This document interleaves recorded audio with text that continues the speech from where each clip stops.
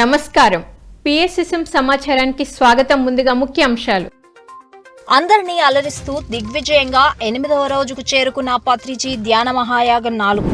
ప్రాచీన కాలం నుండే ఆనాపానసతి ఉందన్న డాక్టర్ యుగేందర్. ధ్యానులకు ప్రేరణ కలిగిస్తున్న రూరల్ మాస్టర్ల సందేశాలు. పిఎంసి ఛానల్ బీబీసీ ఛానల్ని అధిగమిస్తుందన్న PMC trust chairman Datla Hanumantharaju. ధ్యానులకు వివిధ అంశాలపై అవగాహన కల్పిస్తున్న ప్యానెల్ డిస్కషన్స్. ధ్యానులను విశేషంగా అలరిస్తున్న సాంస్కృతిక కార్యక్రమం. రంగారెడ్డి జిల్లా కడ్తాల్ మండలం కైలాసపూరిలోని పత్రిజీ శక్తిస్థల్లో పత్రిజీ ధ్యాన యాగం 4 విజయవంతంగా 8వ రోజుకు చేరుకుంది. ఈ సందర్భంగా ప్రదర్శించిన బ్రహ్మర్షి పత్రిజీ వీడియో సందేశం ధ్యానులకు మంచి జ్ఞానాన్ని పంచింది. మనుషులు 8 రకాల స్థితుల్లో ఉంటారని బ్రహ్మర్షి పత్రిజీ వీడియో సందేశంలో తెలిపారు. మూలాధార స్థితి, స్వాధిష్టాన స్థితి, మణిపూరక స్థితి, అనాహత చక్రం, విశుద్ధ చక్రం, ఆజ్ఞాచక్రం, సహస్ర స్థితిలో ఉంటారని, అయితే ఏదైనా కానీ ఉంటే ఉండని పోతే పోని అనేవారు 8వ స్థితిలో ఉన్నవారని, వారినే పిరమిడ్ మాస్టర్లు అంటారని తెలిపారు.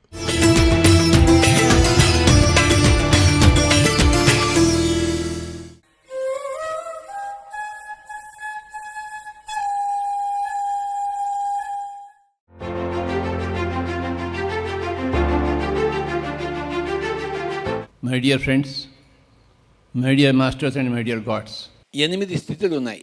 మనుషులు 8 రకాలుగా ఉంటారు. ఫస్ట్ మూలాధారం. మనుషులు ఎలా ఉంటారు? తిండి కోసం బతుకుతారు, బతకడం కోసం తింటారు. ఎంతసేపు బతుకు బతుకు బతుకు బతుకు బతుకు ఇలా అందరూ ఉంటారు. జంతువులన్నీ దేనికోసం బతుకుతున్నాయి? బతకడం కోసం బతుకుతున్నాయి అంతే. పొద్దున్నే వేటాడతాయి, తింటాయి, పడుకుంటాయి. మళ్ళీ పొద్దున్న చేస్తే మళ్ళీ వేటాడతాయి, మళ్ళీ పడుకుంటాయి. అంటే జంతువులకి వాళ్ళకి తేడా లేదు.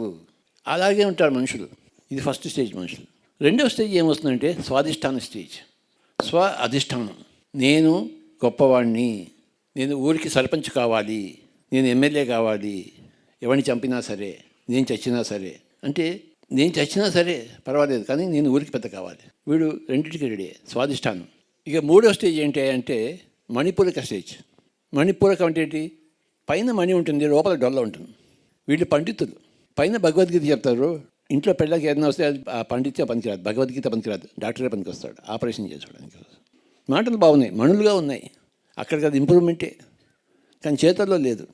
అది మణిపూరకం. పాండిత్యం కావాలి, నోట్లో చెప్పడానికి పాండిత్యం కావాలి. వాడికి పిహెచ్డీ కావాలి, వాడికి పండితుడు అనే బిరుదు కావాలి, వాడికి కంకణం కావాలి. వాడికి పూసుకున్నాడు, మసి పూసి మారేడుకాయ చేశాడు. అది మారేడుకాయ అవుతుందేంటి? బయట నుంచి అది కనబడుతుంది అంతే, మారేడుకాయలాగా. ఎన్ని రోజులు మసిపూసి మారేడుకాయ చేస్తాడు చెప్పండి? ఎవడో ఒకడు వస్తాడు కదా, ఇది మసి, ఇది మారేడుకాయ కనే కాదు, నువ్వు కోతలు వస్తున్నావు, నువ్వు పాండిత్యం ఉంది కానీ అసలు సరుకు లేదు నీది అని చెప్పేసి అది బయటపడడానికి ఎన్నో రోజులు పడ్డదు. అప్పుడు ఏమవుతుందంటే వాడు ఏడుస్తూ బతుకుతాడు. నిజమే, నేను ఊరికి షో ఆఫ్ చేశాను, అది ఏడుస్తుంటప్పుడు అది 4వ స్టేజ్కి వస్తాడు అనమాట. అంటే ఇంకా మాట్లాడడం మానేస్తాడు. చక్కగా మాట్లాడడం మానేసి నేను జీవించాలి, బాగా సత్యం తెలుసుకోవాలని చేస్తాడు. అది అనాహత చక్రం. అనాహతం, ఆహతం అంటే దీన్ని ఆహతం అంటారు, ఒక దెబ్బని. అనాహతం అంటే దెబ్బ లేదు, ఐఆమ్ సైలెంట్, నన్ను వదిలిపెట్టేసేది ఆయన, నేను అనాహతంలో ఉన్నాను, వాడు అనాహతంలో ఉన్నాడు. ఆ తర్వాత ఏమవుతుందంటే నెక్స్ట్ స్టేజ్ విశుద్ధలోకి వస్తాడు. విశేషమైన శుద్ధము, విశుద్ధ. విశేషమైన నూతనం, వినూతనము. అంటే విశేషం. శుద్ధము, విశుద్ధము, నూతనము, వినూతనము. విశుద్ధం అంటే ఏంటి? లోపల కూడా శుద్ధము, బయట శుద్ధం ఇలాగ లోపల కూడా శుద్ధము. వాడు సాధన మొదలుపెట్టాడు, ధ్యాన సాధన మొదలుపెట్టాడు. నోడు సైలెన్స్ అయిపోయిన తర్వాత ధ్యాన సాధన మొదలవుతుంది. అనాహతంలో వాడు ముని అయ్యాడు, మౌనం. అంతకుముందు మణిపూరకంలో వాచాలత్వం ఉంది, నోరు ఎంతసేపు ఊగుతూ ఉండేది, వాచాలత్వం. అనాహతంలో నోరు మూసుకున్నాడు. విశుద్ధంలో ధ్యానం మొదలుపెట్టాడు వాడు. బయట నుంచి శుద్ధం కాదు, లోపల నుంచి శుద్ధం అవుతాడు. ధ్యానంలో వచ్చినవాడు లోపల నుంచి శుద్ధమవుతాడు. ఆ అశుద్ధాన్ని అంతా శుద్ధం చేసుకుంటున్నాడు విశుద్ధ చక్రంలో. వాడు ధ్యాన సాధకుడు. అనాహతంలో ఉన్నవాడు ముని, మౌనంగా ఉన్నవాడు. విశుద్ధంలో ఉన్నవాడు యోగి, ధ్యాన యోగి. 6వ స్టేజ్ ఏంటి? ఆజ్ఞ. ఆజ్ఞ అంటే ఏమిటి? నువ్వు లోపల నుంచి శుద్ధం అయిపోయిన తర్వాత నీ నోటిలో మాటే ఆజ్ఞ అవుతుంది అందరికీ. అది ఆజ్ఞాచక్రము, 6వ స్థితి అది. నువ్వు మణిపూరకంలో ఉండి నువ్వు ఎన్ని మాట్లాడినా ఏది ఆజ్ఞ కాదు, అన్ని నీటిలో గీతలే. అవి నిలుస్తాయంటే నీటిలో గీతలు. నువ్వు లోపల విశుద్ధమైన తర్వాత ఏ మాట మాట్లాడినా అది ఆజ్ఞ అయిపోతుంది. First point. సెకండ్ పాయింట్ ఏంటంటే దాన్ని సుదర్శన చక్రం అని కూడా అంటారు. 6వ చక్రాన్ని ఏమంటారు? సుదర్శన చక్రము. ఇక్కడి నుంచి మీకు అన్నీ కనపడతాయి. ఇక్కడి నుంచి కనపడతాయి అందరికీ, కానీ ఇక్కడి నుంచి కనపడడం మొదలుపడుతుంది 3వ కన్ను స్థానము. ఇక్కడి నుంచి జన్మలు కనబడతాయి. ఇది ఆజ్ఞా చక్రము, సుదర్శన చక్రము, గురు చక్రం. 3 పేర్లు ఉన్నాయి దానికి. ఇక 7వ స్థితి ఏంటి? సహస్రారము. సేవ చేస్తుంటాడు అందరికీ. సేవలో నిమగ్నమైన వాడు సహస్రారంలో ఉన్నవాడు. 7వ స్థితి. ఎవరికి ఏ విద్య ఉందో, ఏ కళ ఉందో, ఏ స్తోమత ఉందో, ఏ అర్హత ఉందో దాంతో సేవ చేస్తారు.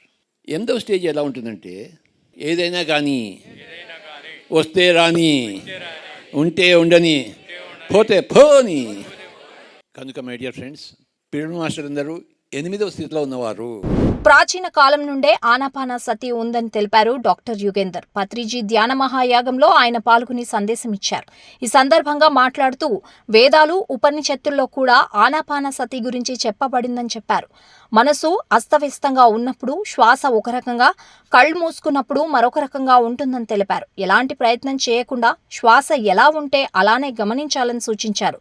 శ్వాస, ధ్యాస, ధారణ, ధ్యానంతో ధ్యాన స్థితిలోకి వెళ్తామని తెలిపారు. ధ్యాన స్థితి అంటే ఆత్మస్థితి అని, ఈ స్థితిని అనుభవించాలంటే 8 పద్ధతులను పాటించాల్సి ఉంటుందని తెలిపారు.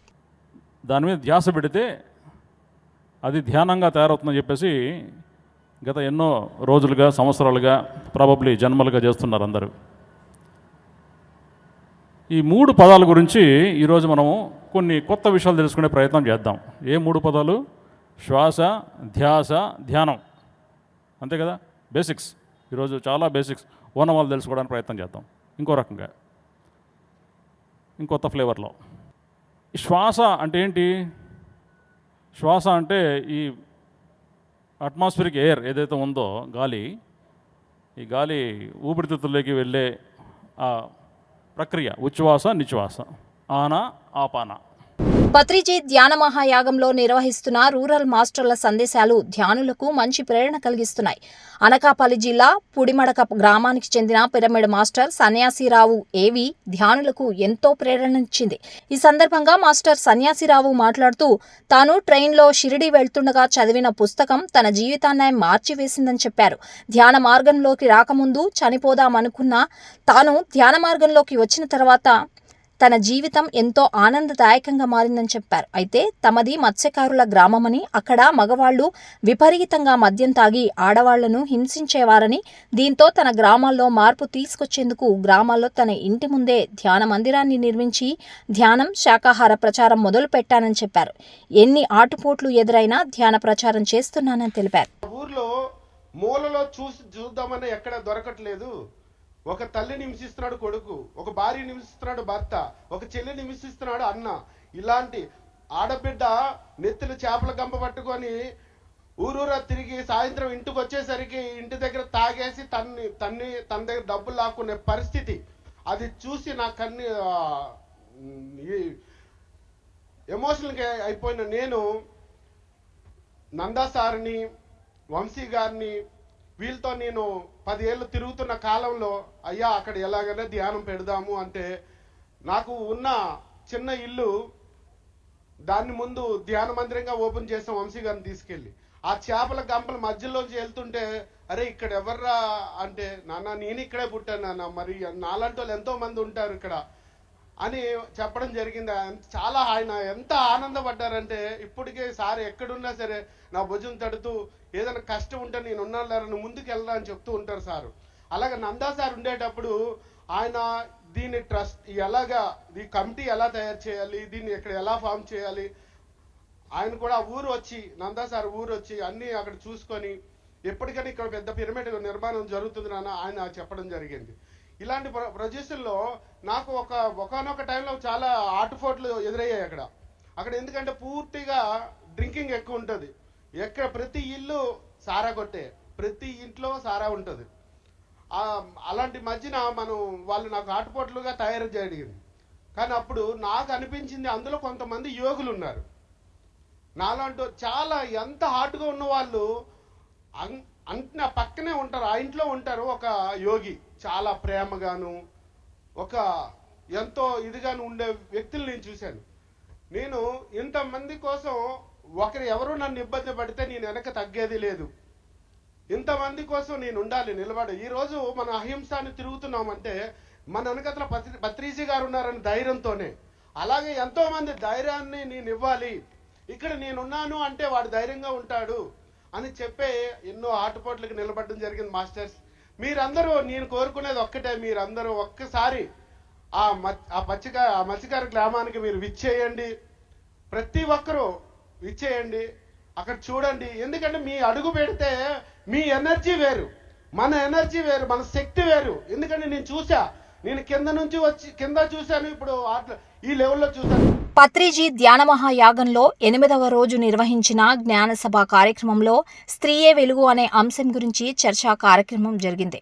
ఈ కార్యక్రమంలో ధ్యాన జగత్ మాసపత్రిక చీఫ్ ఎడిటర్ స్వర్ణలత, సేత్ councillor Srinivasarao, senior pyramid master Suresh, Patriji vegetarian movement founder Sumangali, spiritual new age science magazine managing editor Srujana, senior pyramid master Shantikumari తదితరులు పాల్గొన్నారు. ఈ సందర్భంగా స్త్రీతత్వం అంటే ఏమిటి, ఎందుకు స్త్రీని ఇంటికి వెలుగు, ఇంటికి దీపం అంటారు, స్త్రీని ఎందుకు సృష్టితో పోలుస్తారని అనేక విషయాల గురించి చక్కగా వివరించారు. ఇంటికి దీపం విల్లాలు అన్నారు అంటే స్త్రీ పురుషుడికి ఆడపిల్లలకి ఇద్దరికి తను తల్లి అవుద్ది. గర్భంలో ఆడ మగ ఇద్దరు పిల్లల్ని తను కంటూ ఉంటుంది. అయితే తల్లి మీద ఆధారపడే ఆ పిల్లల మనస్తత్వాలు ఉంటాయి. ఆ ఇంట్లో టోటల్ ఇంటి వాతావరణం అంతా కూడా ఆ ఇంట్లో ఉన్న ఆ స్త్రీ మీదే ఆధారపడి ఉంటుంది. ఎందుకు అంటే స్త్రీని శక్తిగా చెప్పారు. తన నుండే తన పురుషుడికి, తన పిల్లలకి, తన కుటుంబానికి శక్తి అందుతూ ఉంటుంది. కాబట్టి స్త్రీని ఇంటికి దీపం అన్నారు. ఆమె నుండి శక్తి అందుతూ ఉంది.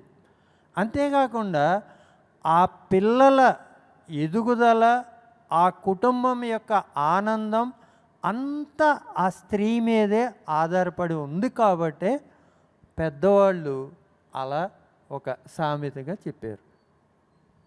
Okay sir, thank you sir. స్త్రీని ఒకప్పుడు పీఎంసీ ఛానల్ బీబీసీ ఛానల్ని అధిగమిస్తుందన్నారు PMC trust chairman Datla Hanumantharaju. Patriji ధ్యాన మహాయాగంలో ఆయన పాల్గొని ప్రసంగించారు. పత్రిజీ ధ్యాన మహాయాగంలో 8వ రోజు పీఎంసీ హిందీ, పీఎంసీ ఛానళ్ల ఏవీలను ప్రదర్శించారు. ఈ సందర్భంగా PMC trust chairman Datla Hanumantharaju మాట్లాడుతూ, బ్రహ్మర్షి పత్రిజీ నాటిన విత్తనం పీఎంసీ అని నేడు విస్తరించి అన్ని భాషల్లో ప్రసారం అవుతుందని చెప్పారు. త్వరలో పీఎంసీ బీబీసీని అధిగమిస్తుందని ఆశాభావం వ్యక్తం చేశారు. అన్ని భాషల పీఎంసీల డైరెక్టర్లు అద్భుతంగా పనిచేస్తున్నారని కొనియాడారు. హిందీ ఛానల్ ఎవరో తెచ్చారు వారు, తమిళ్ ఛానలు, కన్నడ ఛానలు. ఎందుకంటే మీకు 1 నిమిషం 2 నిమిషాల టైం తీసుకోను. పత్రికారు ఎప్పుడు చెప్తుంటారు పిఎంసి బీబీసీ లెవెల్లో వెళ్ళాలని. బీబీసీ అన్ని లాంగ్వేజ్ల్లో ఉండయి. అట్టనే ఈ పత్రికారి నాటిన విత్తనము ఈ పిఎంసి అన్ని భాషల్లో వచ్చేసింది. ఇప్పుడు ఇది ఎక్కువ రోజులు లేదు, మనం కూడా బీబీసీని దాటి వెళ్తాం. ఒక్కొక్కరి గురించి చెప్పాలంటే ఇప్పుడు ఇతను జయకుమారు తమిళ్లో వాళ్ళకి ఎంత ట్రబుల్ తీసుకుంటున్నారో, ఎంత కష్టపడుతున్నారో మాకు తెలుసు. ఆ పేరు కూడా పిపిఎంసి మీడియా లిమిటెడ్, పత్రికారి పిరమిడ్ మెడిటేషన్ ఛానల్ అది. ఇట్నే ఇక్కడ మైత్రేయ బుద్ధ మీడియా లిమిటెడ్, ఇట్నే ప్రతి కూడా చాలా చాలా కష్టపడుతున్నారు. ఇట్నే మన హిందీ వాళ్ళు they are taking so much, बहुत काम कर रहे भाई. अलैक्य बोलो, अमूल्य बोलो, फैमिली बोलो, ऑल डायरेक्टर सब लोग इतना काम से काम कर रहे हैं, making India and more viable as far as PMC is concern. इसलिए आपको सब लोग को मैं प्रमाण कर रहा हूँ. एंड నా కన్నడలో ఏం మాట్లాడాలి తెలియదు. జయకుమార్ రొమ్మ thanks your entire team and Kannada. So ధన్యవాద్. అండ్ వీళ్ళందరూ పత్రికారి అందరినీ ఎన్నుకున్నారు. ఇప్పుడు ఇంతమంది ఉన్నప్పుడు తమిళ్లో జయకుమార్ని, ప్రదీప్ని ఇక్కడ మన వాళ్ళని ఇక్కడ అందరినీ హిందీలో ఎన్నుకున్నారు కాబట్టి వాళ్ళు దే ఆర్ డూయింగ్ వాళ్ళ కార్యక్రమం బ్రహ్మాండంగా చేస్తున్నారండి. అందుకనే పత్రిక కాన్సెప్ట్ ఏంటంటే పిఎంసి బీబీసీ అని చెప్పాం కదా ఇందాకనే, అలా వెళ్ళిపోతుందన్నమాట. అన్ని లాంగ్వేజ్కి వచ్చేస్తుంది. ఇది ఒక్కడే కాదు, ఇప్పుడు పిఎంసి గ్లోబల్ వచ్చింది, పిఎంసి స్పానిష్ వస్తుంది, పిఎంసి కెనడా వస్తుంది, డిఫరెంట్ లాంగ్వేజ్లో. ఇందాక వారు చెప్పారు ఏంటి, డాక్టర్ దగ్గర మన పాంప్లెట్ ఉండి మీకు మామూలుగా మానసికంగా కావాలంటే ధ్యానం చేయండి అని, అంతకంటే ఏం కావాలి సార్? అది చూడండి పత్రిక గారు ఎలా చేశారో మనల్ని. సో అందుకని మీ అందరి సమక్షంలో వీళ్ళందరికీ, ఈ తమిళ్ కానీ హిందీ కానీ కన్నడ కానీ వీళ్ళందరికీ ఎంత థ్యాంక్స్ చెప్పినా కూడా సరిపోదు. ఈ ప్రాసెస్లో పత్రిక గారు నాకు చిన్న అవకాశం ఇచ్చారు. చిన్న అవకాశం, బాబు వాళ్ళకి ఏమైనా ఉంటే కొద్దిగా సహాయం చేసి పెట్టు, వాళ్ళకి ఉపయోగపడు అని చెప్తే ఏదో నాకు తోచింది సలహాలు ఇస్తున్నాను వారికి, అంతేను. మొత్తం వర్క్ అంతా వాళ్ళే బ్రహ్మాండంగా చేసుకుంటున్నారు. గట్టి క్లాప్స్ అండి ఈ మాస్టర్లు అందరికీ కూడా. ఈ సందర్భంలో మీ అందరి సమక్షంలో వీళ్ళందరికీ ఎన్ని థ్యాంక్స్ చెప్పినా కూడా సరిపోదు. Okay, thank you all of you. Thank you sir, thank you Hanumantharaju గారు. పత్రిజీ ధ్యాన మహాయాగంలో నిర్వహిస్తున్న సాంస్కృతిక కార్యక్రమాలు ధ్యానులను అద్భుతంగా అలరిస్తున్నాయి. కార్యక్రమంలో 8వ రోజు చిన్నారి మనోజ్ఞ కూచిపూడి నృత్యం చక్కగా చేసి ధ్యానులను ఆకట్టుకుంది. శృతి పాటల్ బృందం ఎంతో హృదయంగా భరతనాట్యం చేసి ధ్యానులను అలరించింది. ఆ తర్వాత వరంగల్కు చెందిన అమృత కూచిపూడి నృత్యం అద్భుతంగా ప్రదర్శించి ధ్యానులను రంజింపజేసింది. అనంతరం ఈశ్వర విశ్వవిద్యాలయ యూనివర్సల్ ఆర్ట్స్ అకాడమీ నాగాయలంక సభ్యులు వివిధ ఆధ్యాత్మిక గీతాలపై ఎంతో చక్కగా భరతనాట్యం చేసి ధ్యానుల్లో మంచి ఉత్సాహాన్ని నింపారు.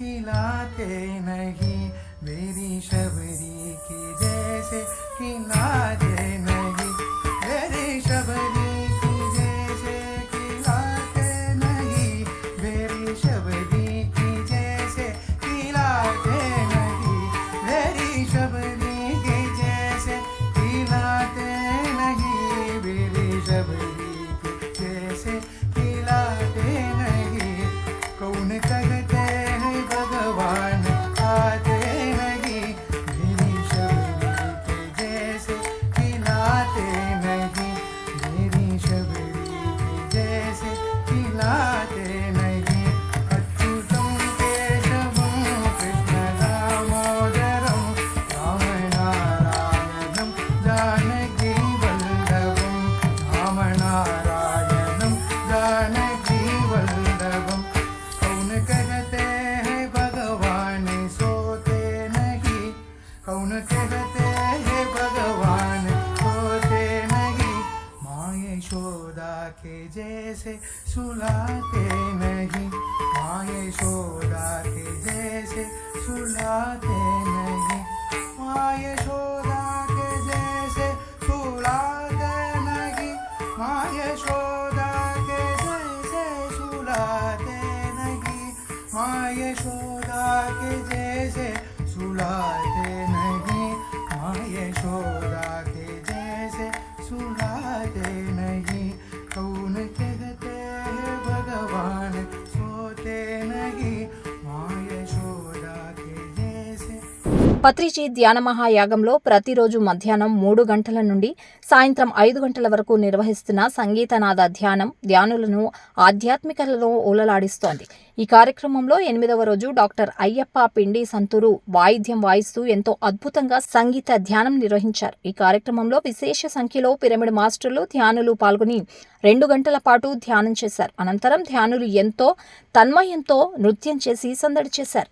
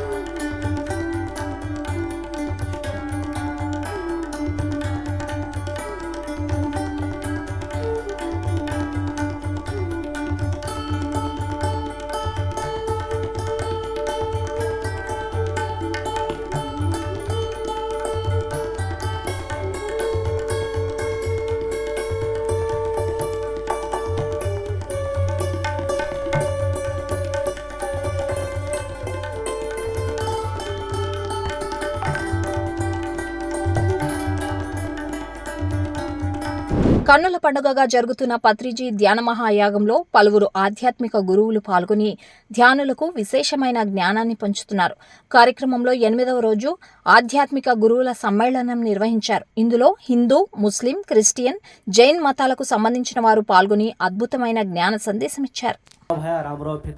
పత్రి గురువే సదా సదా అంటే మనకి ధ్యానము ఇంపార్టెంటే, గురువు కన్నా సంస్కారం ఇంపార్టెంట్.